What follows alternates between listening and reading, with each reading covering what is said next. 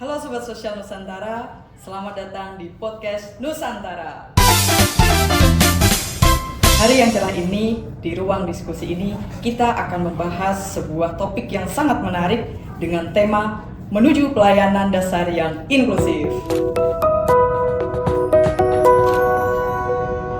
Diskusi ini bertujuan untuk mengurangi gap atau kesenjangan layanan yang ada di ibu kota Nusantara. Nah, saya Aprilia Putri Menia akan menemani diskusi obrolan pada hari ini. Tentunya saya tidak sendirian, saya ditemani oleh bapak-bapak yang luar biasa, perwakilan dari masing-masing tim kerja di pelayanan dasar ibu kota Nusantara. Pak Jeki Habibi, perwakilan dari tim kerja layanan bidang sosial. Pak Panggi, perwakilan tim kerja layanan bidang pendidikan. Dan Pak Fahri, perwakilan tim kerja layanan kesehatan. Baik, selamat datang Pak Fahri, Pak Jeki, dan Pak Panggi. Ibu kota Nusantara ini dirancang sebagai kota dunia untuk semua. Nah, tentunya pelayanan yang ada di ibu kota Nusantara ini harus merata dan juga harus inklusif dan harus ke seluruh lapisan masyarakat. Dan Pak Panggi, Pak Jeki, dan Pak Fahri, sebelumnya saya menyampaikan hormat yang telah berkenan dalam kegiatan aktualisasi Latsar CPNS ini. Dan saya mau menanyakan beberapa pertanyaan terkait dengan layanan yang ada di pelayanan dasar ibu kota Nusantara. Yang pertama terkait dengan layanan yang ada di ibu kota Nusantara nih, bagaimana proses awal ketika Bapak kerja di ibu kota Nusantara ini, apa yang dikerjakan pertama kali Pak? Kerjasama dengan apa saja, kemudian stakeholder mana saja yang sudah ada di ibu kota Nusantara ini Pak? Mungkin bisa dimulai dari Pak Jeki.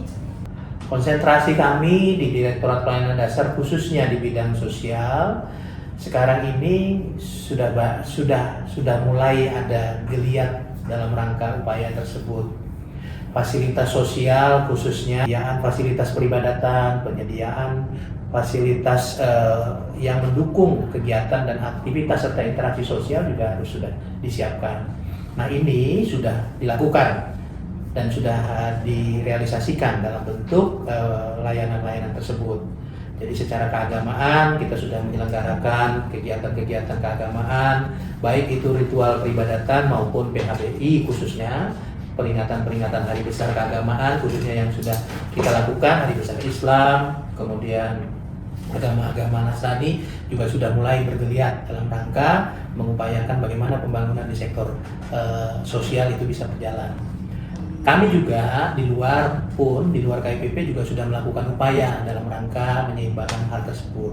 Saat ini sekarang sedang dibangun tempat ibadah khususnya masjid negara ya, karena ada coupling yang memang kawasan itu diperuntukkan untuk kawasan peribadatan. Jadi ada masjid negara dan ada basilika yang sekarang lagi berproses untuk pembangunan. Tapi itu akan disusul oleh 3-4 agama yang lain yang akan juga berproses untuk pembangunan. Nah, ini semua untuk menyiapkan ekosistem dalam bentuk layanan sosial.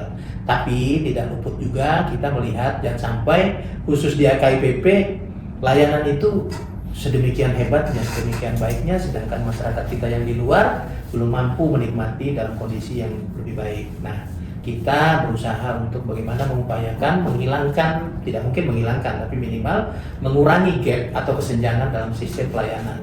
Pak Jeki, berarti bidang sosial ini tidak hanya sosial saja, tetapi juga tentang agama juga ya Pak ya, termasuk sama kesiapan fasilitas pendukung sosial dan sebagainya juga masuk dalam konteks itu.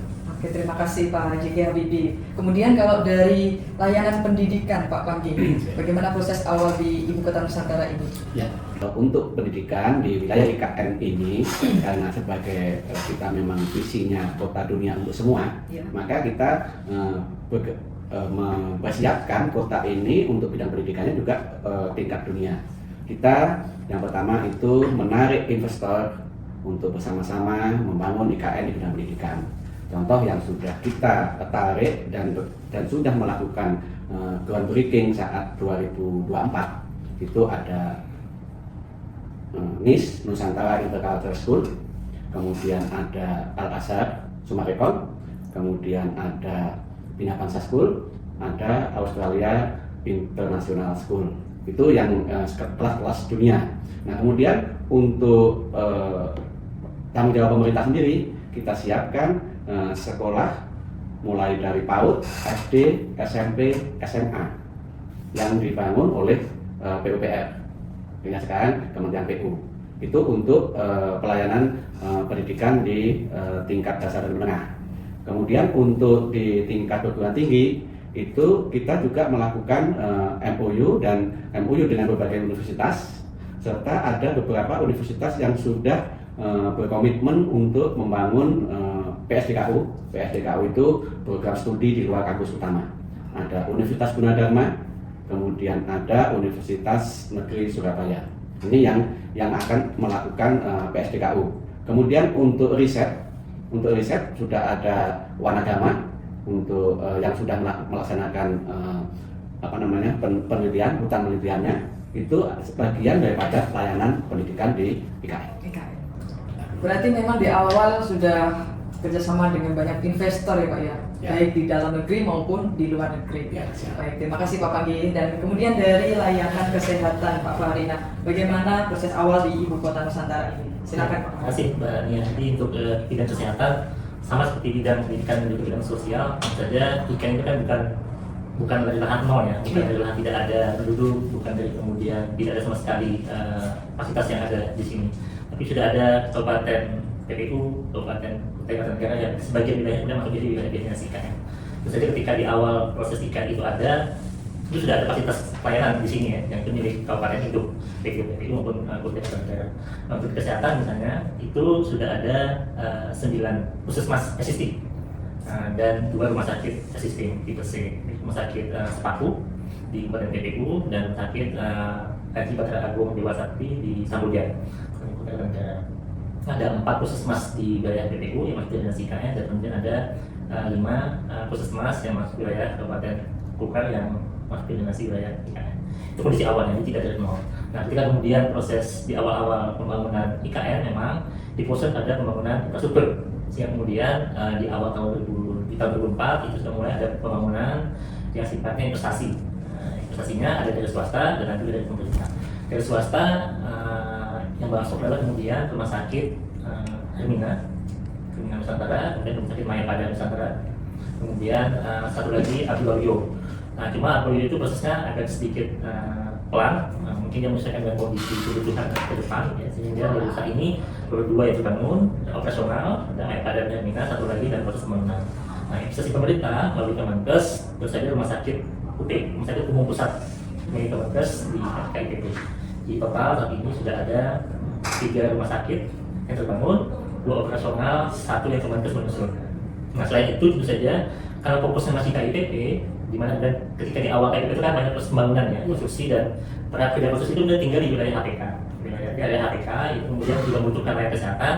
Saat ini sudah ada 4 klinik, termasuk klinik Nusantara Baru di HPK 2 dan klinik Kimia Farma di 1C dan pindah ke Menko 3. Klinik Sehatbagia di 1C itu adalah Sehatbagia, 1A itu yang Kimia Farma pindah ke Menko 3 dan klinik Al-Muntazah.